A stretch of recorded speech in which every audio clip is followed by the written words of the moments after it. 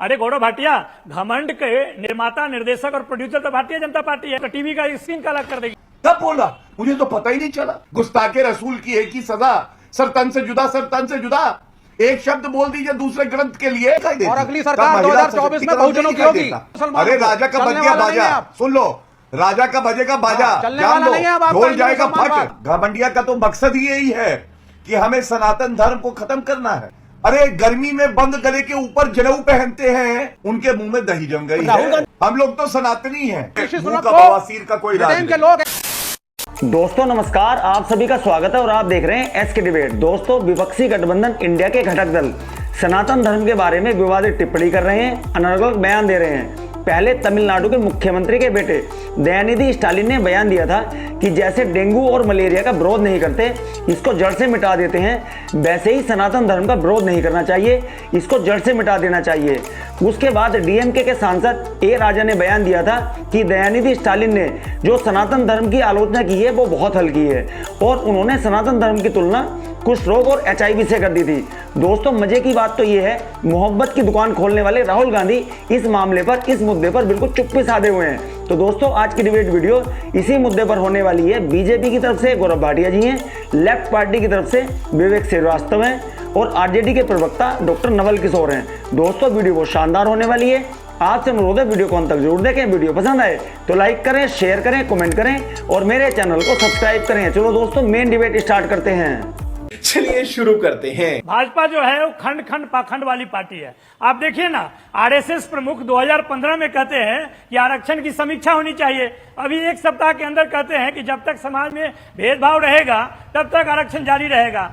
यही देखिए ना, भाजपा को बिहार में कहती है कि जातीय जनगणना होनी चाहिए, देश में नहीं होनी चाहिए। ये खंड खंड पाखंड को उजागर करना बहुत जरूरी है, तभी जाकर भाजपा का सर्वनाश होगा और वो देश हित में है। नहीं, आप भारतीय जनता पार्टी का सर्वनाश करिए, आप सनातन का सर्वनाश करने क्यों निकल लिए? तो भी 28 दल हैं, वो लोग बराबरी पे हैं और इस तरह की कोई बात नहीं है कि बड़े दल और छोटे दल, वो तो भाजपा को नजर आता है कि उसके अलावा कोई दल ही नहीं है। एक विशाल दल है, एक विशाल संगठन है, एक विशाल नेता है पूरे विश्व का, देश का ही नहीं।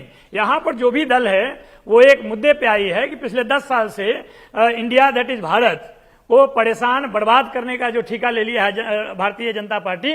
जो कीचड़ में कमल खिलती थी वह आग में कमल खिलाकर पूरे देश में, चाहे मणिपुर हो, चाहे मेवात हो, आप देखिएगा कि यह तमाम तरह की कोशिशें करके लोगों को भरमाया है, भड़काया है और कम्युनलाइज करके सोसाइटी को वो पूरे देश में शासन करने का प्रयास करिए। उसके खिलाफ में जब से गठबंधन बना है, वो चाहे नेता हो, चाहे कार्यकर्ता हो, चाहे प्रवक्ता हो, सबको लगता है घमंडिया है। अरे गौरव भाटिया, घमंड के निर्माता, निर्देशक और प्रोड्यूसर तो भारतीय जनता पार्टी है।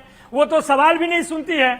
उनके खिलाफ में अगर कोई सवाल पूछ दो तो सारे एजेंसियों को लगा देती है। वो चाहे टीवी हो तो टीवी का स्क्रीन का अलग कर देगी। देखिए, यह लोकतंत्र है और लोकतंत्र में बोलने की आजादी है।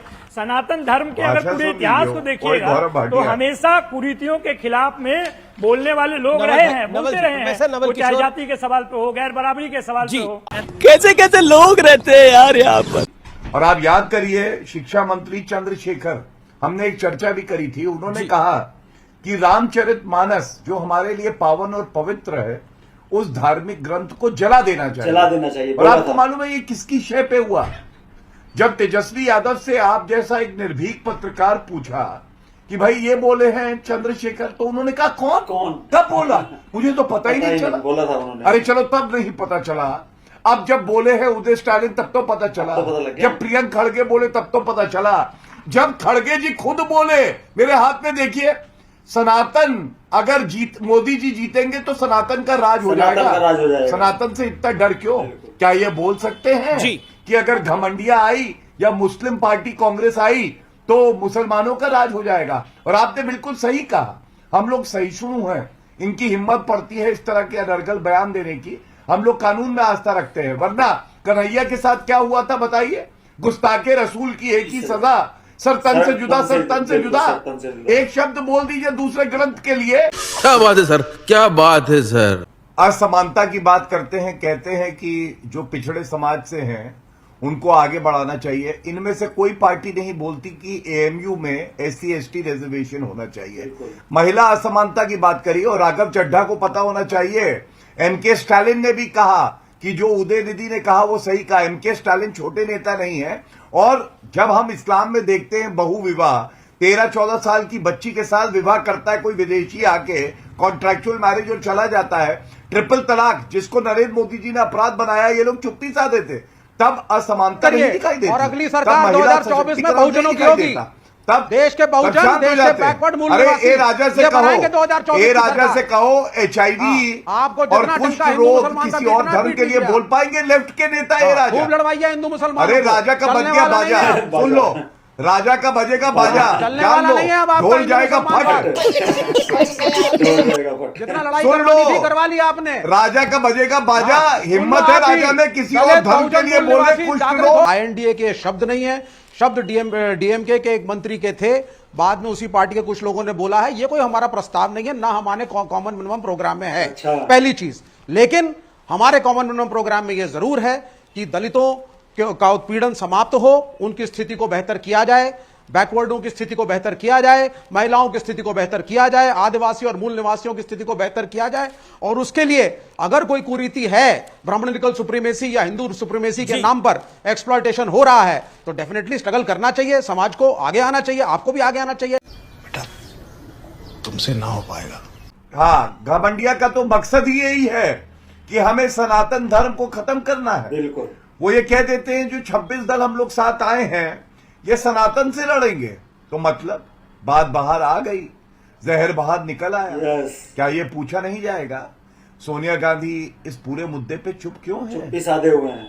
खड़गे जी ने एक शब्द क्यों नहीं कहा? अमित जी, राहुल गांधी, अरे गर्मी में बंद गले के ऊपर जनेऊ पहनते हैं, अपने आप को बताते हैं कि मैं जनेऊधारी हिंदू हूं, उनके मुंह में दही जम गई है।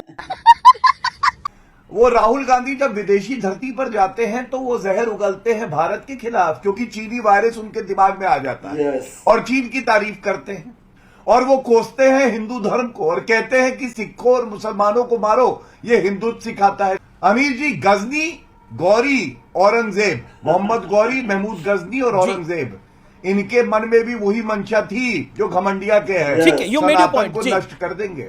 जी जी तीनों नष्ट हो गए, तीनों नष्ट हो गए। सनातन अभी भी जो है वो इटर्नल है। आज के मोहम्मद गौरी है राहुल गांधी, महमूद गजनी है खड़गे जी, और औरंगजेब है सोनिया गांधी जी, क्योंकि ये लोग भी चुप्पी साधे, इन्हीं की नफरत के बोल है जो घमंडिया बोल रहा है। धन्यवाद। नहीं, आप लोग क्या है ये भी बता दीजिए, अपनी परिभाषा भी दे दीजिए। हम लोग तो सनातनी हैं, सनातनी हिंदू। सनातनी। आप तो लेनिन की अवतार हैं, लेनिन। अरे मतलब भारतीय सेना खून मांग रही थी और आप कह रहे थे हम चीन के सैनिकों को देंगे। यही नहीं, अभी और सुनिए। एक विदेशी नेत्री यहां आती है, वो हिंदू भी नहीं थी, उसको सांसद बनाया, सारा सम्मान दिया। आज बहुसंख्यक हिंदू के खिलाफ जब उसकी पार्टी के नेता अनर्गल बयान देते हैं तो वो चुप क्यों रहती है? दूसरी बात, ए राजा ने कहा ऋषि कि सुनक भी मलेरिया और डेंगू कहा यूनाइटेड किंगडम में, जिसके लिए आप ताली बजाते हैं, चिल्लाए तो नहीं लिबरल करो। होइए थोड़ा। मैं देखिए, ऋषि मुंह सुनक का को बवासीर का कोई इलाज ब्रिटेन के नहीं। लोग मजा आया। देखा दोस्तों, आपने गौरव भाटिया जी, विवेक श्रीवास्तव और डॉक्टर नवल किशोर तीनों को सुना। आप किसकी बात से सहमत हैं और सनातन धर्म की आलोचना करने वालों पर आपकी क्या राय है? कमेंट सेक्शन में कमेंट करके बताएं। और अगर वीडियो पसंद आई हो तो लाइक करें, शेयर करें, कमेंट करें और मेरे चैनल को सब्सक्राइब करें। चलो दोस्तों, मिलते हैं अगली वीडियो में। जय हिंद, वंदे मातरम, जय श्री राम।